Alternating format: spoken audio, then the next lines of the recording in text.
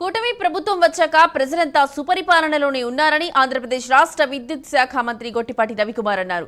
గత వైసీపీ ప్రభుత్వం విద్యుత్ బకాయిలను మిగిల్చి వెళ్లిందని, గుంటలతో ఉన్న రోడ్లు అప్పులతో ఉన్న రాష్ట్రాన్ని అప్పచెప్పి వెళ్లిందని విమర్శించారు.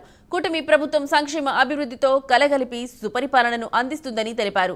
గన్నవరం నియోజకవర్గంలో ఈ 5 ఏళ్లలో అభివృద్ధి అంటే ఏంటో చేసి చూపిస్తామంటున్న మంత్రి గొట్టిపాటి రవికుమార్ మరియు ప్రభుత్వ విప్ గన్నవరం ఎమ్మెల్యే యార్లగడ్డ వెంకట్రావుతో మా correspondent Raj Kumar face to face.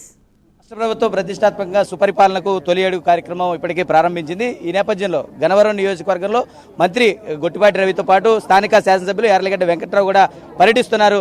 నియోజకవర్గంలో ప్రతి గడపకు కూడా తిరుగుతున్నటువంటి పరిస్థితి కనపడుతుంది. విజువల్స్ లో సీసీ రోడ్ల ప్రారంభం కూడా చేశారు. ఇప్పటికే ఈ నియోజకవర్గానికి సంబంధించి కూడా ప్రజల నుంచి చాలా అనూహ్యమైనటువంటి స్పందన కూడా ఉంది. ప్రస్తుతం ఇద్దరు కూడా అంటే మంత్రి ఎమ్మెల్యే ఇద్దరు కూడా తిరుగుతున్నారు. వారితో కూడా మాట్లాడదాం. సుపరిపాలనకు తొలి అడుగు కార్యక్రమం చాలా ఘనంగా కూడా కొనసాగుతుంది. ప్రస్తుతం మంత్రి గొట్టిపాటి రవి ఉన్నారు మనతో, ఆయనతో కూడా మాట్లాడదాం. సార్, ఎట్లా ఉంది సుపరిపాలనకు తొలి అడుగు కార్యక్రమం ప్రారంభించారు? ఇప్పటికే ప్రతిష్టాత్మక చాలా ముఖ్యంగా మంచి స్పందన ఉంది ప్రజల నుంచి, ఏం చెప్తారు సార్? మంచి కార్యక్రమం ఇది. సంవత్సరం పాటు అయింది ప్రభుత్వం అధికారంలోకి వచ్చి.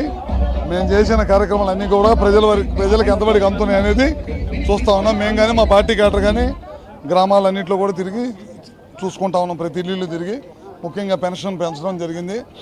దాదాపు 3,000 నుంచి 4,000 రూపాయలు పెన్షన్ చేసాం. కొంతమందికి 6,000 ఇస్తున్నాం, కొంతమంది 10,000 ఇస్తున్నాం, కొంతమంది 15,000 ఇస్తున్నాం. పెన్షన్ మీద దేశం మొత్తం మీద ఆంధ్ర రాష్ట్రంలో ఖర్చు పెట్టినంత పెన్షన్ మీద ఇంకే ప్రభుత్వం కూడా ఖర్చు పెట్టట్లేదు. అదేవిధంగా తల్లికి వందనం ఒకేసారి 10,000 కోట్లు వేసిన రాష్ట్రం ఏదైనా ఉందంటే భారతదేశం మొత్తమైన ఆంధ్ర రాష్ట్రము. లోకేష్ గారి నాయకత్వంలో అది కూడా పిల్లలు చదువుకోవడం కోసం వేసాం. ఎలక్షన్ అప్పుడు ఏదైతే చెప్పామో ఒకరున్నా, ఇద్దరున్నా, ముగ్గురున్నా, నలుగురున్నా, ఎంతమంది పిల్లలు ఉంటే అంతమంది చదువుకోవడానికని ఇచ్చే ప్రకారం అన్ని హామీలు కూడా ఉన్నాం. అట్లానే ఉచిత బస్సు, రైతులు తొందరలోనే డబ్బులు వేయటం కానీ, అది కాకుండా లోకల్గా ఉన్న సమస్యలు వెంకట్రావు గారికి తెలియని కదా అన్నీ కూడా ఒకదాని తర్వాత ఒకటి పరిష్కరించుకుంటూ వెళ్తూ ఉన్నారు. మీరు చూస్తూ ఉన్నారు. గడిచిన ఓ నెల రోజుల నుంచి వైఎస్ఆర్ పార్టీ వాళ్ళు ప్రభుత్వం విఫలమైంది, సరిగ్గా పథకాలు ఇవ్వట్లేదని ఒక తప్పుడు ప్రచారం చేస్తూ ఉన్నారు. మేము ప్రజల్లో తిరుగుతున్నాం. ఎక్కడ కూడా లాస్ట్కి ఇప్పుడు ఒక ఆమె వైఎస్ఆర్ పార్టీకి సంబంధించిన ఆమె వచ్చి రోడ్డు బాగా వేశారు, కలవట్టు కట్టండి అని అడిగింది. అట్లాంటి పరిస్థితులు ఉన్నాయన్నమాట. అలాంటి పరిస్థితులు ఉన్నాయి రాష్ట్రంలో. తప్పుడు ప్రచారం మానేసి ప్రభుత్వం చేసిన మంచి పనులు సహకరిస్తే పోయినసారి వచ్చిన 11 సీట్లన్న మిగులుతాయి. అంటే సార్, ముఖ్యంగా ఈ కూటమి ప్రభుత్వం వచ్చిన తర్వాత విద్యుత్తులు పెద్ద ఎత్తున బకాయిలు పెట్టారంటున్నారు. ఇప్పుడు ఆ సంవత్సర కాలంలో కూడా వెనుపోటు పొడిచారంటున్నారు ప్రజలు. అంటే ఏం చెప్తారు? అంటే సుపరిపాలనకు సంబంధించి అంటే పెన్షన్ పెంపు కావచ్చు, కేంద్రం నుంచి నిధులు తీసుకొచ్చారు, ఇట్లా అనేక రకాలైనటువంటి సంక్షేమాలు అందిస్తుంటే ఈ విధమైనటువంటి విమర్శలు ఎలా చూడాలి? అంటే విమర్శలు ఉంటాయి. ఆ ప్రభుత్వం వచ్చిన దగ్గర నుంచి విమర్శలు చేయడం తప్పక ప్రభుత్వమైన రెండో పని లేదు వాళ్ళకి.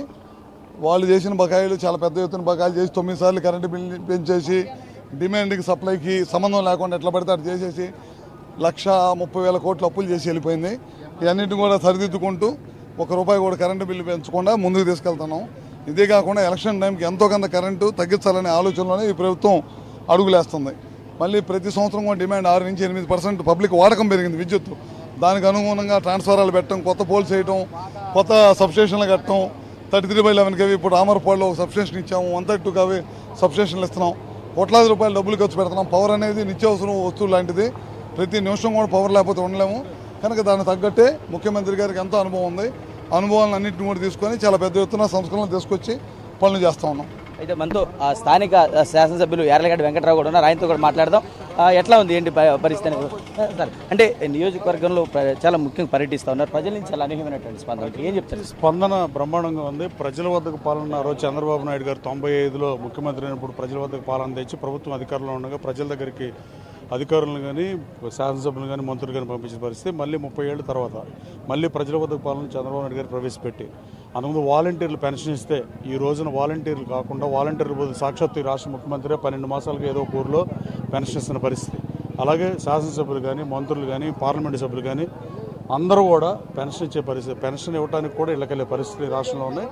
అలాగే ఈ రాష్ట్రం అపరిచితంగా ఉన్న సమస్యలు అతి తక్కువ అభివృద్ధి చేసిన ప్రభుత్వం గత ప్రభుత్వం. దాన్ని అన్ని గుంటలు పూడ్చే కార్యక్రమాన్ని అప్పచెప్పి మాకు వెళ్తే ఆ దిక్కుమాలని గుంటలు పూడ్చే కార్యక్రమాన్ని చేస్తున్నాను తప్ప గతంలో ఏ ప్రజాప్రభుత్వాలైనా రోడ్లు వేసి కొత్త రోడ్లు వేసి మళ్ళీ రీస్టోర్ రోడ్లు వేసినాయి తప్ప ఈ మాకు మాత్రం గుంటలు పూడ్చే కార్యక్రమాన్ని అప్పచేసిన పరిస్థితుల్లో రాష్ట్రాన్ని పురోగమన దిశలో ప్రయాణం చేపిస్తున్నాం. అంతకుముందు తిరోగమన దిశలో గన్నవరం నియోజకవర్గం కానీ రాష్ట్రం కానీ రెండు అట్టగా ఉన్నాయి. అలాగే మేము ఓన్లీ సంక్షేమ పథకాలు ఇవ్వకుండా సంక్షేమ పథకాలు ఇవ్వడానికి రాబడిని ఆదాయాన్ని ముఖ్యమంత్రి సమకూరుస్తున్నాడు.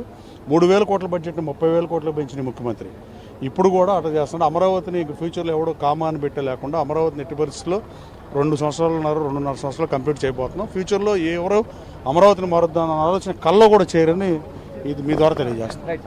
అయితే ఇది మొత్తానికి ఏదైతే రాష్ట్ర ప్రభుత్వం ప్రతిష్టాత్మకంగా తీసుకున్నటువంటి సుపరిపాలనకు తొలి అడుగు కార్యక్రమానికి ప్రభుత్వం పెద్ద ఎత్తున ఈ కార్యక్రమాన్ని నిర్వహించాలని ఇప్పటికే మంత్రులు శాసనసభ్యులు పెద్ద ఎత్తున ఈ కార్యక్రమంలో ప్రతి నియోజకవర్గంలో ఎవరైతే ఆ నియోజకవర్గ శాసనసభ్యులు ఎవరైతే ఉన్నారో ఆ నియోజకవర్గానికి సంబంధించినటువంటి అందరూ కూడా ప్రతిష్టాత్మకంగా ఈ కార్యక్రమాన్ని తీసుకుని ఇప్పటికే నియోజకవర్గాలు పర్యటిస్తున్నటువంటి పరిస్థితి. ప్రజల నుంచి కూడా చాలా అనూహ్యమైనటువంటి స్పందన ఉందని మంత్రి గొట్టిపాటి రవితో పాటు స్థానిక శాసనసభ్యులు యార్లగడ్డ వెంకటరావు కూడా చెప్తున్నటువంటి పరిస్థితి. ఇది ఉన్నటువంటి తాజా పరిస్థితి. కెమెరా పర్సన్ సురేంద్రతో రాజ్ కుమార్, ప్రైమ్ న్యూస్, గన్నవరం నుంచి.